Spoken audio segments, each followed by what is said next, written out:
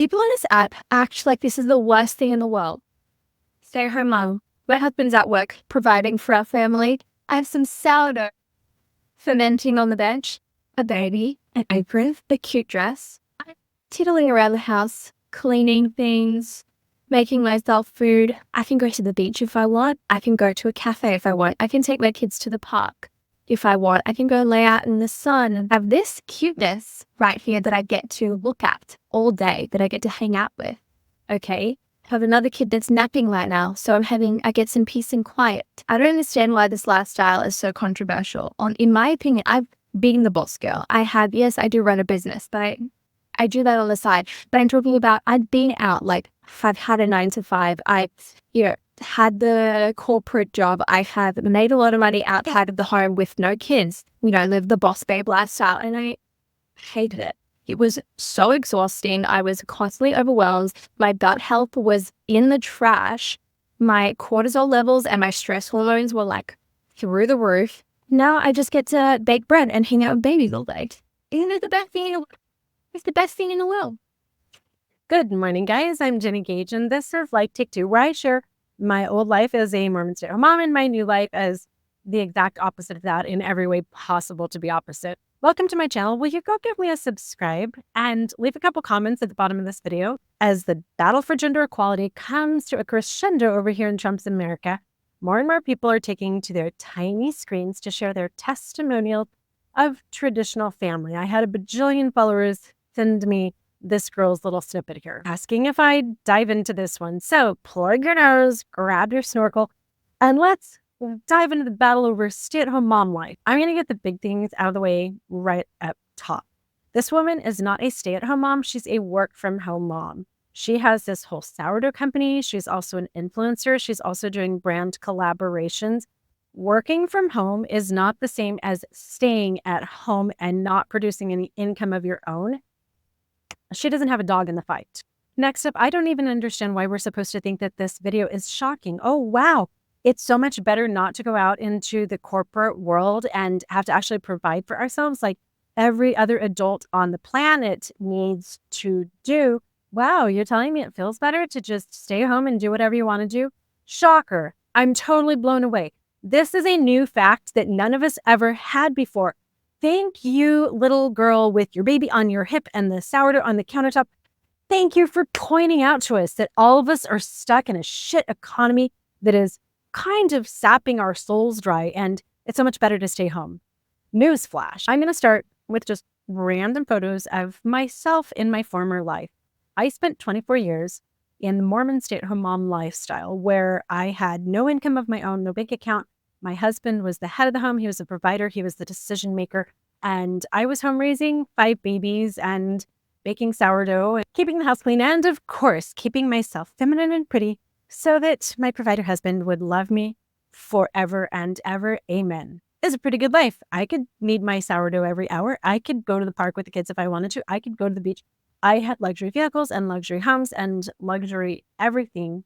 There are 2 main reasons why I engaged in this lifestyle. Number 1, I believed the Christian doctrine that God made Adam and Eve, literally with his hands, in the garden, and he immediately married them.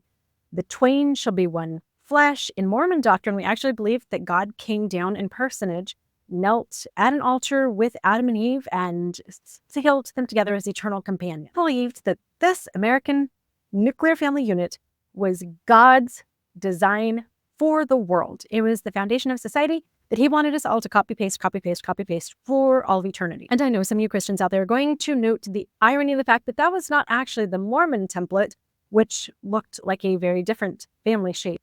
But I didn't know that yet.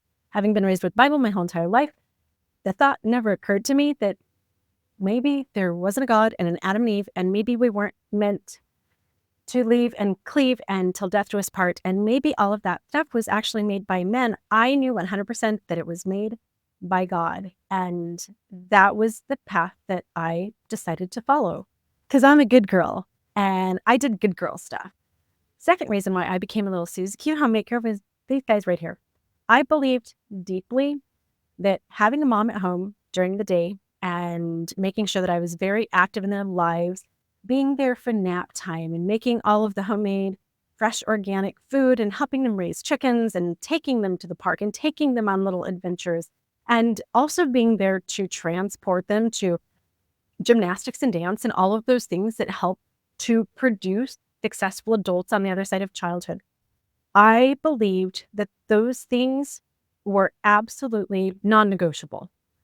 My children would have the best life if I was in the home, period. Throw away the typewriter. I had heard horror stories of kids in daycare, both from the angle of kids not enjoying daycare and wanting to be home with their mommies and how bad it is for the kids and it crushes their little souls. And then also kids actually being harmed in daycare. And I didn't want that for my kids at all. I sacrificed college, career, everything, and stayed home so that I could give my children the best life possible. And if you're new to my channel, here's the unfortunate way in which that ended. 24 years into my marriage, my Mormon returned missionary husband would abandon his family. Within just a few days, I would be unable to buy a $43 bag of groceries at Trader Joe's to feed my kids. Within 10 months, we would be homeless.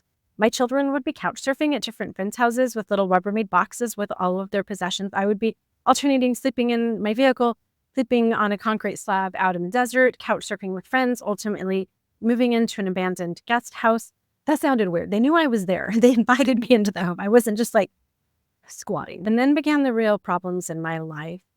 I would have an anoxic brain injury that would keep me homebound, bedbound, having nonstop seizures, critically ill with my doctors thinking that I wasn't going to survive for the first 2 years after my divorce.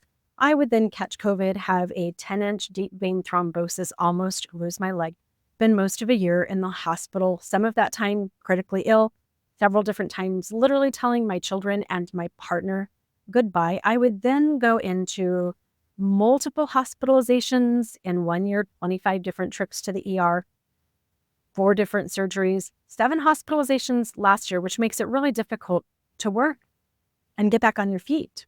So after 24 years of $1 million homes and just having the ability to buy a bag of groceries at Trader Joe's and being able to take care of my kids and all of this stuff, because I didn't have a safety net, because I had engaged in a very financially dangerous lifestyle, my children's lives were destroyed by the choices that I made.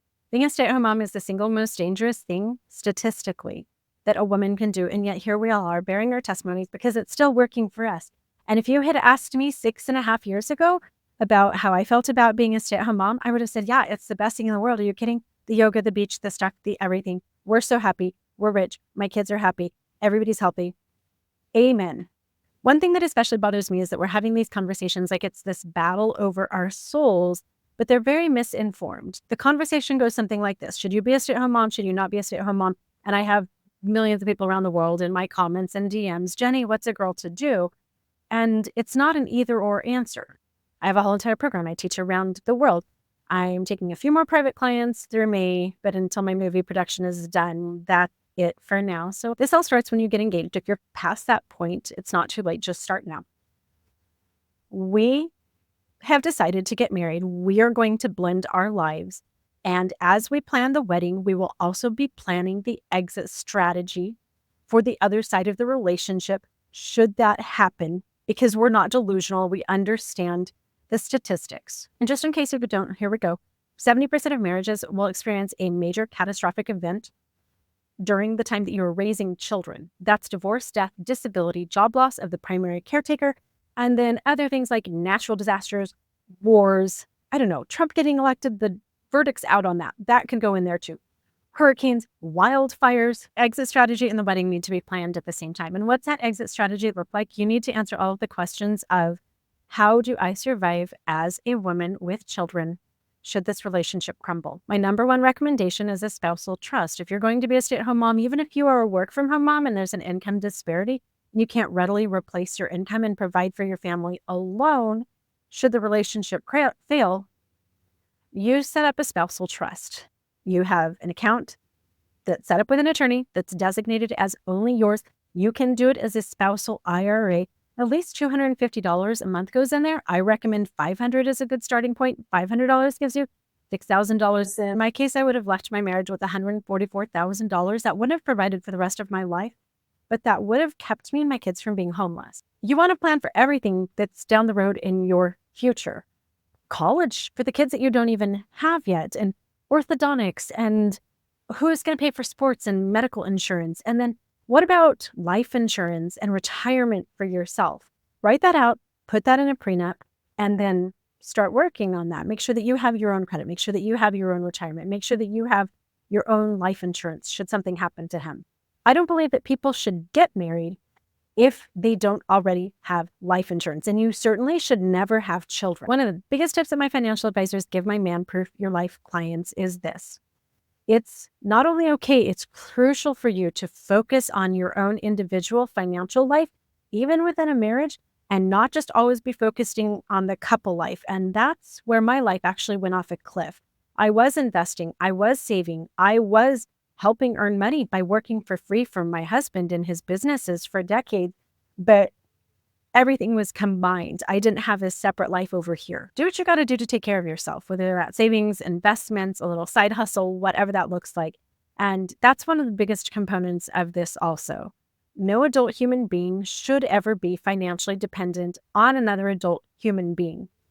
Period. If your husband is the provider, then your name is on the business and you're drawing as salary. Or you find a work from home gig that you enjoy. There's so much online stuff now, nobody really has to go into the office. Maybe you start a little daycare in your home so that you could be with your kids and then also be making money. Not only do you have some skills and a resume and some cash flow should your relationship end, but you're also taking some of the pressure off of your provider husband so that he can then parent. And to me, that's the most important point of this whole entire traditional family discussion. There was no scenario in which traditional families went out and worked for 99.9% of human history. We all worked from home. Husbands and wives farmed and ran businesses and manufactured and built boats and whatever they did, wove baskets in their homes. They were both there with the kids. The kids were often apprentices to both mom and dad and grandparents and the rest of the tribe. There was no such thing as a husband packing up his briefcase, putting on a suit and a tie, and going out there while the rest of the family is in here. This is not traditional. It's not a healthy model. It's not fair to men, and it doesn't work for women. I fantasize about this model because the 1950s just seems so peaceful right now in our chaotic world. But the path to happiness and security as families isn't going back. My grandmas all lived with that. And let me tell you, as somebody born in the early 1970s, that was bullshit. That was my life. It was horrible. We don't want to do that anymore. Statistics show it didn't work then. It doesn't work now. What we need is a new path forward. We need a new generation of families where both adults in the home are doing all that we can to navigate this complex economy, making sure that both partners are viable should the relationship terminate, while also preserving the relationship that both partners have with their children. Thanks for watching. Now I'd love to hear from you. What's your family look like? What's working for you? And what do you think that you could improve?